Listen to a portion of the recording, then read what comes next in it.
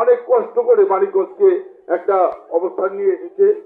আমি আগামী দিনে আপনারা যারা বিএনপি করেন তারা অবশ্যই অবশ্যই শৃঙ্খলা বজায় রাখবেন, দলের সম্মান বজায় রাখবেন এবং আগামী দিনে ধানের শীষে আপনার নির্বাচন করবে, সে ইনশাল্লাহ মন্ত্রী হবে, এমপি হবে।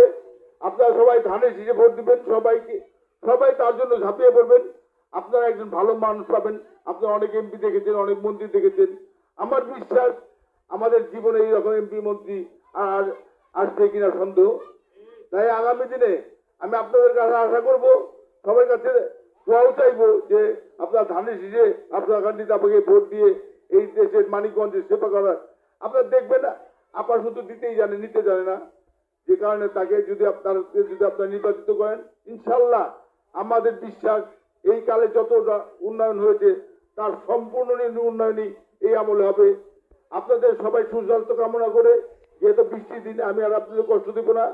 আগামী দিনে আপনার সাথে দেখা হবে বিজয়ে ইনশাল্লাহ। ধন্যবাদ সবাইকে। আসসালামু আলাইকুম ওয়া রাহমাতুল্লাহি ওয়া বারাকাতুহু।